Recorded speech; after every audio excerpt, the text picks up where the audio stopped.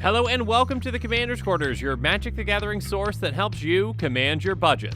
This show and episodes like this one are possible thanks to viewers like you. If you're looking for an easy way to help support this show, make sure that you like, share, and subscribe. Also, hit that bell notification icon so you don't miss any new episodes. You can also go check out our playmats and other merchandise at thecommandersquarters.com. Another easy way to support this show is with our TCG player affiliate links. So whether you're buying a deck or individual cards, you can use this general link right here or one in the description. And the final way that you can support this show is by supporting us directly by becoming a patron. There are many benefits to being a patron, and I truly couldn't do this without all their support. Hey everyone, Mitch coming in from the Commander's Quarters studio. Welcome to the show.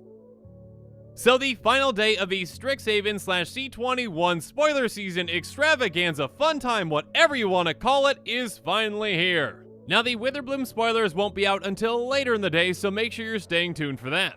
And if you haven't seen my episode from yesterday on Ruxa Patient Professor, make sure you go check that one out. It's about a bear that's not a bear, but also a bear that likes bears. You get what I mean? Or how about my most recent episode on potentially the most powerful commander from C21? Essex Fractal Bloom can do some incredibly powerful things. But so can the commander from this episode, who is all about doubling up your triggers from instants and sorceries. It's kind of like a Spellslinger version of Teysa Karlov.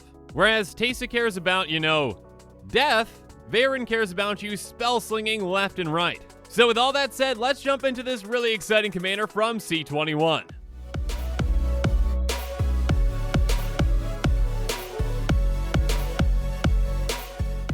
So, Veyran, Voice of Duality, is a 2/2 Efreet wizard for 1 blue-red.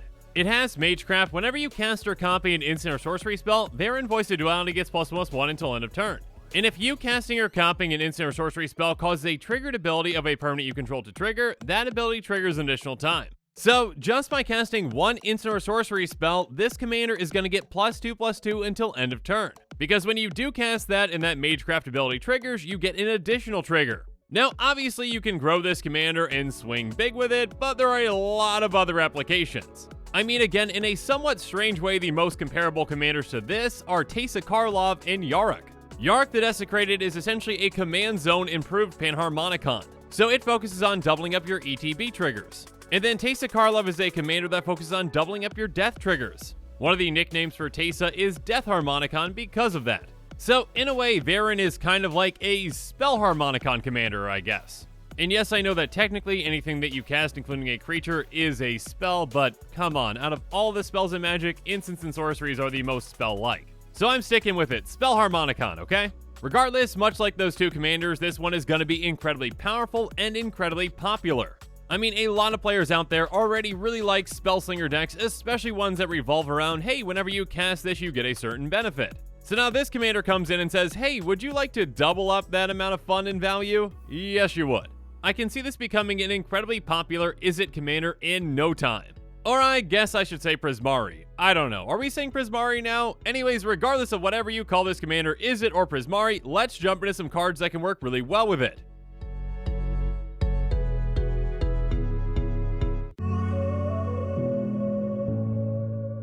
First up, let's talk about some of those triggers that you really want to double up on things like Young Pyromancer, Murmuring Mystic, and Tolerant Sky Summoner. Young Pyromancer says, whenever you cast an instant or sorcery spell, create a 1/1 red elemental creature token. Murmuring Mystic does the exact same thing, but it's a 1/1 bird with flying. And Tolerant has the same, but for a 2/2 Drake with flying. So now with your new commander in play, every single time you cast an instant or sorcery, you're getting 2 tokens from each of these. That is an absurd amount of value, especially with the number of instants and sorceries that you can cast in a deck like this. With just one of these, you can easily flood the board and take the game over with your token army. And with 2 of these in play, things get out of control even quicker. And of course, these aren't the only token creators to consider, and we've got even a new one with Dika that you should be considering as well. But potentially even more powerful than token generation, there's mana generation with things like Stormkilled Artist and Burgi. Stormkilled Artist has Magecraft. Whenever you cast or copy an instant or sorcery spell, create a treasure token. So now casting an instant or sorcery gets you temporary mana. And with our commander in play, we're getting 2 treasures instead of 1. And in a Spellslinger deck like this one, we're going to have plenty of spells that just cost, well, 1 mana. So we actually ramp when we cast a spell like that. We spent 1 mana to get 2. So we cast more and more spells, we get more and more treasures and more tokens from other things, and things get really out of control. And speaking of out of control, there's Burgi, God of Storytelling. Bergie says whenever you cast a spell, add red. Until end of turn, you don't lose this mana as steps and phases end. So Bergie is somewhat similar to Stormkilled Artist, but somewhat different as well. Bergie counts all spells and gives us a red for every single spell. But when we cast an instant or sorcery, we're getting 2 red again because of our commander. Regardless, with one or both of these in play, we can cast an incredible amount of spells in one turn. And some other cards that can help us out in a different way are things like Jace's Sanctum, Archmage Emeritus, and Niv-Mizzet Parent. Jace's Sanctum is an enchantment that says instant sorcery spells you cast cost 1 less to cast, and whenever you cast an instant or sorcery spell, scry 1. So first up, this is mana reduction for all of our instants and sorceries. This can save us a ton of mana throughout the game and can really help us go off. And again, with our commander in play, we're going to be doubling up on that scry effect. So we scry 1, we see what the top card is. If we don't like it, we ditch it, then we get to scry again. This can help us filter our draws and really help us go off in a turn. So it might not be card advantage, but it is card selection. But what is card advantage is Archmage Emeritus. It has Magecraft. Whenever you cast or copy an instant or sorcery spell, draw a card. So now anytime we cast or copy an instant or sorcery spell, we're drawing 2 thanks to our commander. Yeah, this can lead to some really explosive and probably really long turns. Next up, Niv-Mizzet Parent can also help us draw cards. It says whenever a player casts an instant or sorcery spell, you draw a card. Now, keep in mind that our commander is only doubling up the triggers from spells that we cast. So, unfortunately, we're just going to be drawing 1 card from whenever our opponents cast an instant or sorcery spell. Oh, darn. Well, at least we get to draw 2 whenever we cast an instant or sorcery. And on top of that, whenever we draw a card, we get to deal 1 damage to any target. So we can draw a ton of cards with this and dish out a lot of pain. And speaking of dishing out a lot of pain, there's things like Electrostatic Field, Gutter Snipe, and Sphinx Bone Wand. Electrostatic Field says whenever you cast an instant or sorcery spell, it deals 1 damage to each opponent. Again, with our commander, that doubles up, so that's 2 damage for each opponent. And speaking of 2 damage for each opponent, there's Gutter Snipe, who starts off at 2, but thanks to our commander, doubles it to 4. So literally every single instant or sorcery spell that we cast is dealing 4 damage to each opponent, and that's 12 damage in total, just for casting 1 spell. And then how about Sphinx Bone Wand? It says whenever you cast an instant or sorcery spell, you may put a charge counter on Sphinx Bone Wand. If you do, Sphinx Bone Wand deals damage equal to the number of charge counters on it to target creature or player. So each time we cast an instant or sorcery spell, thanks to our commander, we're getting 2 charge counters on this. This helps us gain counters quicker on it and dish out even more damage. So yeah, once we're set up and we're casting a ton of spells in a turn, our opponents aren't going to last very long. And they especially won't last long when we've got things in play like Double Vision, Swarm Intelligence, and Thousand Year Storm. Double Vision says whenever you cast your first instant or sorcery spell each turn, copy that spell. You may choose new targets for the copy. Now this only affects the first spell that we cast, but we can still get 2 triggers from this. So with this and our commander in play, when we cast that first instant or sorcery spell, it copies and then copies again. And 3 spells for the price of 1 is a really good value, especially when we've got other Magecraft triggers on the field. But Swarm Intelligence is even better than Double Vision because it says whenever you cast an instant or sorcery spell, you may copy that spell. You may choose new targets for the copy.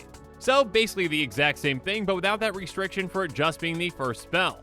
But Thousand Year Storm is probably the best out of all these, and probably also the most confusing for this commander. It says whenever you cast an instant or sorcery spell, copy it for each other instant sorcery spell that you've cast before this turn. You may choose new targets for the copies. Yeah, that's gonna be a ton of copies. So good luck with keeping track of that and everything else and all your other Magecraft triggers. Have fun. And also make sure you prepare yourself to flip an absurd amount of coins if you include Krark the Thumbless. It says whenever you cast an instant or sorcery spell, flip a coin. If you lose the flip, return that spell to its owner's hand. If you win the flip, copy that spell. You may choose new targets for the copy. So with this and your commander in play, when you cast an instant or sorcery spell, one of 3 things is going to happen. Because you're flipping 2 coins, you're going to end up with one of 3 results. Let's say that you lose both flips. You return the spell back to your hand with the first one and still have the spell returned back to your hand with the second. Sure. Let's say you lose a flip and win a flip. The spell goes back to your hand and you get a copy of that spell. Or if you win both flips, then you get 2 copies of that spell and it's not going back to your hand. This can lead to some ridiculous turns. I mean, the outcome that you're probably hoping for is outcome number 2.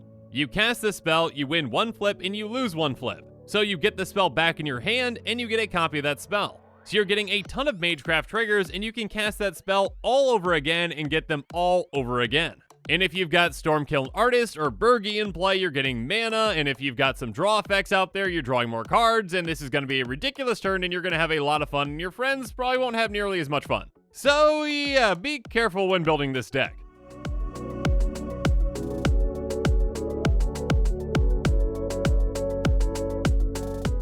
So now let's talk about some of those instant and sorcery spells that you should be considering with things like Shadow Rift, Op, and Expedite. Cantrips that cost 1 mana are going to be huge for a deck like this. I mean, you probably should be at least considering pretty much any 1 mana instant or sorcery that draws you a card. I'm not saying include all of them, I'm saying just make sure you're looking through them when you're making your decisions. Because again, the more instant sorcery spells that you cast, the more of those double Magecraft triggers that you're going to be getting. So you're going to get an absurd amount of value out of just casting a singular spell, and on top of that, you draw a card. So these spells cost almost nothing, and they replace themselves, and yes, they've got some other effects too. Like Shadow Rift gives target creature Shadow until end of turn. Now, if you're not sure what Shadow means, it's a very old mechanic, and basically it means that this creature can only block and be blocked by creatures with Shadow. And since many players don't play any creatures with Shadow, that's basically just unblockability. And being able to pump your commander a ton with a deck like this and making it unblockable can be an easy way to take someone out with commander damage. And then something like Op can be a fantastic card in this deck as well. It says scry 1, draw a card. So it can help you get a dead draw off the top of your library before drawing you a card. And then Expedite says target creature gains haste until end of turn, draw a card. Regardless if you actually care about giving a creature haste or helping you attack with something, it really doesn't matter what it does again. The fact of the matter is, the more 1 mana cantrips that you have in your deck, the more spells that you're going to be able to cast in a turn. And again, the more doubled value that you generate from all of your Magecraft triggers. You're also going to want to consider spells that you can get multiple casts out of. Faithless Looting is a fantastic one. It says draw 2 cards, then discard 2 cards, flashback for 2 and a red. So you can essentially replace some dead draws in your hand, and you can do this twice. Again, thanks to your commander, you're getting double the triggers once, and then double again. And then a Jumpstart card like Radical Idea is somewhat similar. It's going to draw you a card, and it's got Jumpstart so you can cast from your graveyard by discarding a card and paying its mana cost. Or how about a Rebound card like Distortion Strike? It says target creature gets +1 with 0 until end of turn and can't be blocked this turn. So it makes your commander unblockable for a turn, which again can be huge, and it's got Rebound. Rebound means that if you cast a spell from your hand, exile it as it resolves, and at the beginning of your next upkeep, you may cast this card from exile without paying its mana cost. So basically with this, you're paying 1 mana to cast a spell twice. Yeah, that's going to be a good deal when you're doubling up triggers and doubling them up again. And make sure you're considering a card like Past in Flames. It says each instant sorcery card in your graveyard gains flashback until end of turn. The flashback cost is equal to its mana cost. And on top of that, this has flashback too. Basically, cast a ton of spells from your graveyard again and get an absurd amount of triggers. And then do it again. And free instants and sorceries can also be huge for a deck like this. For example, Gitaxian Probe costs 2 Phyrexian blue. So essentially you can either pay it with a blue mana or with 2 life. And in a game of Commander, 2 life is nothing. So you look at target player's hand, which is nice, and you also draw a card, which is better. And then Frantic Search says draw 2, discard 2, untap up to 3 lands. So again, with this you're looting and essentially casting it for free. And of course, definitely consider ritual spells like Mana Geyser. It's going to add red for each tap land your opponents control. So this can give you access to an absurd amount of mana in one turn, and you can cast spell after spell after spell and get an absurd amount of triggers. Regardless, in these colors, there are a lot of great options for instants and sorceries to include in this deck.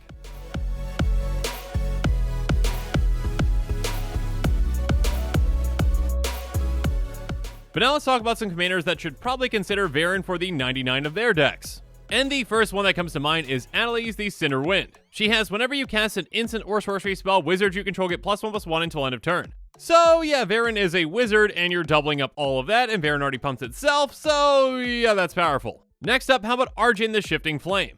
It has whenever you cast a spell, put the cards in your hand on the bottom of your library in any order, then draw that many cards. Essentially with Veyran in play, you're getting this effect twice whenever you cast an instant or sorcery. And again, if you've got any benefits whenever you draw cards, you're getting twice as many benefits. Or how about Jory N Ruin Diver? She has whenever you cast your second spell each turn, draw a card. So now if the second spell that you cast in a turn is an instant or sorcery, you're drawing 2 cards instead. And of course, we can't forget about Krark the Thumbless, because again, Krark has Partner. So as long as Krark's Partner has blue in its color identity, you're good to go. And another one that I mentioned earlier that definitely should consider it in the 99 is Niv Mizzet Perrin. Extra draw and extra damage, what's not to love?